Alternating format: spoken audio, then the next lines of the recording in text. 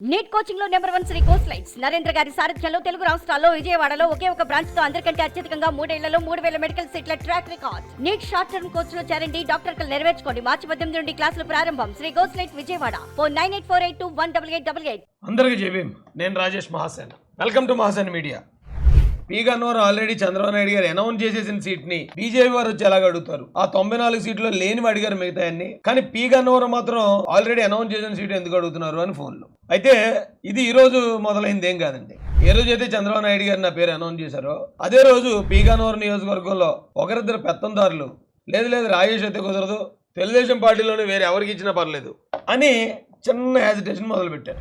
అప్పుడు తెలుగుదేశం పార్టీలో ఉన్న మిగతా క్యాడర్ అంతా కూడా లేదు, వీళ్ళ ఆధిపత్యం ఇదైపోద్దని, ఎమ్మెల్యే అంటే వాళ్ళ చేతిలో ఉండాలి కాబట్టి రాజేష్ మహాసేన్ వస్తే అందరినీ సమానంగా చూస్తాడు, అందరి సమస్యల కోసం పోరాడతాడని వారు మాత్రం ఒకరిద్దరు మాత్రం అడ్డు పెడుతున్నారని రియలైజ్ అయిపోయారు. అంటే ఆ ప్రాబ్లం సాల్వ్ అయింది.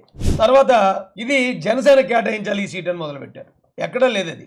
టీడీపీ జనసేన విడివిడిగా పొత్తులో సీట్లు అనౌన్స్ చేసుకున్న తర్వాత పనిచేసుకున్నాక పలానా సీట్ జనసేన కేటాయించండి అని అప్పుడు దాకా ఎక్కడ లేదు, కొత్తగా పెట్టారు. అయితే జనసేనలో ఉన్న కొద్దిమంది మిగతా యువకులాళ్ళు ఉంటారు కదా, న్యాయంగా ఉండేవాళ్ళు చాలామంది ఉంటారండి. వాళ్ళందరూ ఏమన్నారంటే ఇక్కడ జనసేన యాస్పిరెంట్లు ఎవరైతే ఆశావాళ్ళు ఉన్నారో వాళ్ళు ఒకళ్ళిద్దరు డబ్బులు ఖర్చు పెట్టుకున్న వాళ్ళు ఉన్నారు, కేవలం వాళ్ళు చేస్తున్నదే తప్ప చంద్రబాబు నాయుడు గారు పవన్ కళ్యాణ్ గారు ఏది డిసైడ్ చేస్తే ఎవరిని పంపిస్తే వాళ్ళని గెలిపిస్తాం మేమని జన సైనికులు కూడా రియలైజ్ అయ్యారు. ఆ రెండో ప్రాబ్లం సాల్వ్ అయింది. తర్వాత వైసీపీ ఎప్పుడో 7 సంవత్సరాల క్రితం నేను మాట్లాడిన వీడియోలు అటు ఇటు కట్ చేసి అలా వైరల్ చేశారు. ఆ వైరల్ చేసి బ్రాహ్మణ సంఘాల గ్రూపుల్లో, హిందూ సంఘాల గ్రూపుల్లో, ఆర్ఎస్ఎస్ విశ్వ హిందూ గ్రూపుల్లో పెట్టి మీరు అర్జెంటుగా పోరాడతలేరని మళ్ళీ వైసీపీ వాళ్ళు గొడవ తీసుకొచ్చారు. గొడవ తీసుకొస్తే నేను దానికి క్లారిటీ ఇచ్చాను. అన్ని మీడియాల్లో కూర్చున్నాను.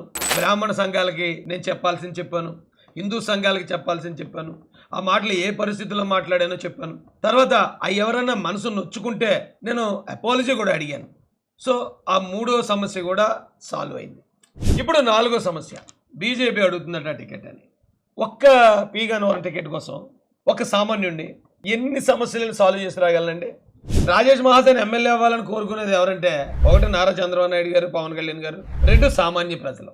ఇక చాలామంది లీడర్స్కి చాలామందికి ఇష్టం లేదు అది. మరి పెద్ద పెద్ద వ్యవస్థలు ఏకమైపోయి ఒక సామాన్యుడిని అసెంబ్లీకి రాకుండా అడ్డుపడ్డాం. నేను అసెంబ్లీకి రాకుండా అడ్డుపడే వాళ్ళు ఎవరండి? కేవలం వైసీపీ అనుకున్నది జరుగుతుందా? నారా చంద్రబాబు నాయుడు గారు అనుకున్నది జరుగుతుందా? వెయిట్ చేద్దాం. నన్ను చంద్రబాబు నాయుడు గారు అనౌన్స్ చేశారు, నన్ను అసెంబ్లీకి తీసుకెళ్లాలనే మాట చంద్రబాబు నాయుడు గారి మాట నెగ్గుతుందా?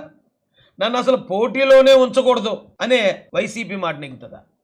ఇక్కడ పీ గన్నవరంలో నేను పోటీలో ఉంటే చంద్రబాబు నాయుడు గారి మాట నెగ్గినట్టే, నేను పోటీలో కూడా లేకపోతే జగన్మోహన్ రెడ్డి మాట నెగ్గినట్టే.